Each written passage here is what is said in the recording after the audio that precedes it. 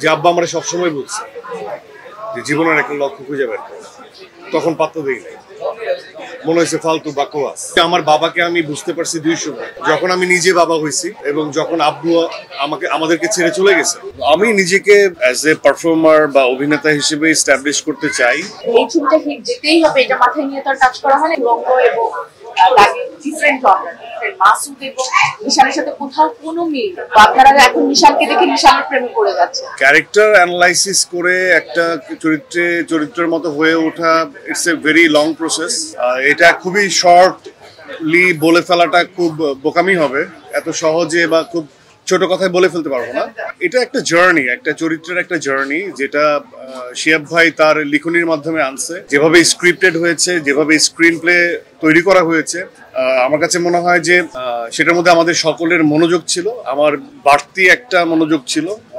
আমি খুব real life character থেকে চরিত্রগুলো পোর্ট্রে করতে পছন্দ করি। একটা সম্পর্ক হচ্ছে, স্পয়লার দিয়ে দিচ্ছি, আমার সাথে আমার বাবা যেটা প্লে করছে গাজী রাকায়, তারই একটা কথা আমি একটা জায়গায় বলি যে আব্বা আমরা সবসময় বলছে যে জীবনের একটা লক্ষ্য খুঁজে বের করো, তখন পাত্তা দিই নাই, মনে হয়েছে ফালতু বাকওয়াস। এখন বুঝি যে জেরিন আমি আমার জীবনের লক্ষ্য খুঁজে পাইছি। তো এই যে কথাটা আমি কেন রিলেট করতে পারি, আমরা যখন যে সময় বয়সকালে আমরা বড় হয়েছি, আমরা 80s এর কিড, ওই সময়টা না আমি একদম দেখতে পারি যে আব্বা যাই বলতো মেক সেন্স করতো না, আমরা বান্দরামি করতাম। এবং আমি বলি যে আমার বাবাকে আমি বুঝতে পারছি দুই সময়, যখন আমি নিজে বাবা হয়েছি এবং যখন আব্বু আমাদেরকে ছেড়ে চলে গেছে। তো এই যে অনুভূতিটা না, এই যে সম্পর্কের অনুভূতি, তখন আমার কাছে মনে হয়েছে একজন গাজী রাকায়েত আমার সেই চলে যাওয়া বাবা, এবং আমি ওটা বিশ্বাস করতে চাইছি যে উনি আমার বাবা। এবং রাকায়েত ভাই এত সুন্দর করছে অভিনয়টা, এত সুন্দর করছে, মানে আনবিলিভেবল। তো এইভাবেই আসলে চরিত্র হয়ে উঠেছে নিশান। আমি নিজেকে অ্যাজ এ পারফর্মার বা অভিনেতা হিসেবে এস্টাবলিশ করতে চাই। আমাদের জায়গা থেকে আমাদের একটা দায়িত্ব জায়গা থাকে যে একটা ভালো গল্প, ভালো স্ক্রিপ্ট, ভালো একটা প্রোডাকশন, একটা অভিনয়ের জায়গাগুলো যেন ঠিকঠাক থাকে, সেইটা নিয়ে কাজ করা। এবং আমাদের সেই জায়গা থেকে প্রত্যেকটা সেক্টরে আমাদের টিমে যারা ছিলেন সবাই শিহাব ভাই খুব যত্ন নিয়ে সেই কাজটা করেছেন, এবং আমরা যারা ছিলাম আমরাও চেষ্টা করেছি আমাদের জায়গা থেকে। এবং এই পরিশ্রমের ফলেই হয়তো দাগি সবাই খুব পছন্দ করেছে। এই ছবিটা হিট যেতেই হবে এটা মাথায় নিয়ে তার কাজ করা হয় না। এই ছবিটা দর্শকের ভালো লাগতেই হবে এটা মাথায় নিয়ে আসলে কাজ করা হয়। সেই জায়গা থেকে দর্শকের ভালো লাগছে, এটাই আমাদের প্রাপ্তি। পর্দায় যখন বেরোবে তখন যেন এটা বিশ্বাসযোগ্যতা সিনটা করতে থাকে, সেই জায়গা থেকে বিশ্বাসযোগ্য করার জন্য যতটুকু রোম্যান্স, সিনের মধ্যে ইনভলভ দরকার ছিল, তখন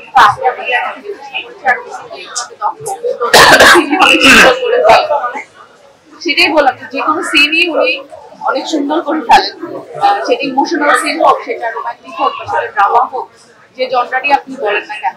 সুরঙ্গ এবং ডিফারেন্ট জনরার, মাসুদ এবং নিশানের সাথে কোথাও কোনো মিল, তো আপনারা এখন নিশানকে দেখে নিশানের প্রেমে পড়ে যাচ্ছে। তো এটা পুরোটাই ক্রেডিট আসলে নিশান ভাইয়ের, আর আমি আমার জায়গা থেকে চেষ্টা করছি। দেখেন, আপনি যেরকম বলতে পারছেন না, ওরকম আমিও বলতে পারছি না, যেহেতু আমার কাছে যতক্ষণ না রিপোর্ট গুলো আসছে। তো আপনারা জানেন যে সব রিপোর্ট একদিনে চলে আসে না, এমনকি মাল্টিপ্লেক্স গুলোর রিপোর্ট আসতেও কোনোটা 4 দিন, 5 দিন, 7 দিনও লেগে যায়। কিন্তু হ্যাঁ, ইউ আর রাইট যে আমরা তো ট্রেন্ডটা ধরতে পারি, বুঝতে পারি, শো সংখ্যা প্রতিদিন জানতে পারি। যেমন আমি আপনাদেরকে বলেছিলাম যে এই সিনেমাটা ব্লকবাস্টারের পথে যাচ্ছে। আজকে একজন প্রশ্ন করলো একটু আগেই নিশোকে, আমি দেখলাম যে সুরঙ্গের মতো এটাও ব্লকবাস্টার হতে যাচ্ছে। তো আপনার কি মনে হয়? তো হ্যাঁ, তো আমি ওই সাংবাদিক ভাইকে কোশ্চেন করতে চাই যে আপনি কিভাবে বুঝলেন যে ব্লকবাস্টার হতে যাচ্ছে? হ্যাঁ, সো কিভাবে বুঝলেন আপনি যেভাবে বুঝেছেন সেভাবেই আমরা বুঝেছি, বরং আমাদের কাছে আরো, আপনি তো পারসেপশন ওয়াইজ বলেছেন, আর আমরা পারসেপশনের সাথে আমাদের কাছে ডেটা আছে এবং নাম্বার আছে, সেটার ধরে এবং ট্রেন্ড ধরে আমরা বুঝতে পারি যে একটা ছবি ভালো করছে কি খারাপ করছে। স্যাটিসফ্যাকশন তো বুঝবো কি করে? মানুষের রেসপন্স থেকেই, হল সংখ্যা, মানুষের ফিডব্যাক থেকে অ্যাকচুয়ালি বোঝা যায় যে যা করতে চেয়েছি তা হয়েছে কিনা। প্রত্যেক ফিল্ম মেকারই যখনই একটা আইডিয়া মাথায় আসে, একটা ড্রিম থাকে, সেই ড্রিমটা ধীরে ধীরে মরতে থাকে।